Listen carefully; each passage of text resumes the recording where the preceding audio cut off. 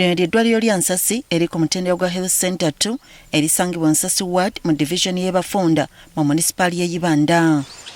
Eno abalikozesa bagamba nti bayita mu bulumi obutagambika ng'omuntu bw'alwala okumuddusa mu ddwaliro guba mukisa okusangayo obujjanjabi. Obwaro tubaruko bakureba batyo bakwenda kuhambazi bakujinjiza umwe omunansi gwita inendo umwe harugwa kumara wika atakozere ki atakozere turutwinira mugasonga abantu basasa aho kuba hakabe hari zindi twine maternity twine buri kimwe kiri yaho irwara n'urukora kikuma ya izo natural ni hangwe kongo brothers tukubureba gweshonga ako izo mayenda zwena aturaganisirwa ate bwoba oyambiddwa n'osanga y'abasawo ate olutalo lw'eddagala ne lutandika nga basinga batera kubagamba kuligula wabweru. Atuwa kahifaho kabure mbazi yahirwaro omwe bakusindika ibanda toine na sirinji 2 toine na 10 uza kuonda kashente kujya kwara umutafu no mwirwaro usanga umwana yakabera upereza kuba kweburi hihi bakabemba koraki ukabe no fune mbazi yo kuyamba umwana. Bagamba nti bino byonna biva ku ddwaliro kuba ku mutendera gwa wansi gwa Health Center 2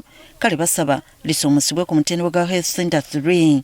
Omwe katukusahirwaro tusanga n'imbazi takozere ki etaruho bandi tukabenda sabangu abibembeza baryo kwe baturwaneho kurango twagaruka twafunirwa eryo cyakube kiri kirungi nitongera hagandi maraka ahabo kuba twashikize bisanja nka 2 ebiturukura ngo kanso yarabye muri rwaro rya Nsasi kuba kuri upgrading akorga Health Center 2 za Health Center 3 konka kitakobasika kuseri zo kurgen 2023 ati 2025 tugento zo 2026 bona siyo government yahandika tekuteka munkora twantusaba abantu abahiguru tancha municipality a district nangwa na national baturebe ngo Nsasi batuyambe nitwe batereze irwaro akubatwafa.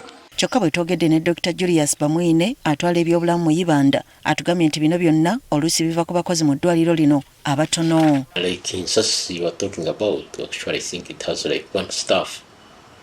So if you have a situation where you have one health worker at the station, it becomes very, very difficult really to avoid such a kind of incidences. Mukyokka nabo abatono bakola bibagala nga n'oluusi bamanyi okwekobaana ne batakola. We've had situations of organized absenteeism.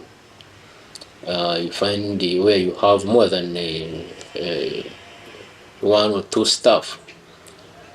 So they decide to organize themselves in such a way that, me, I will work for a week, you work for a week. Kati atugambye batandise okulondola entambuza y'emirimu mu malwaliro nga bayita mu bakulembeze ku ggombolola. We've been asking especially the sub-county chiefs who are near Cross and the other leaders in those areas to always monitor the health unit management committees. Okusinziira ku bala abantu 224 munisipaali y'e Ibanda erimu abantu abasoma mu mitwalo 12,600 nga bano bonna okubeera mu by'obujjanjabi baddukira mu Nsasi Health Center 2.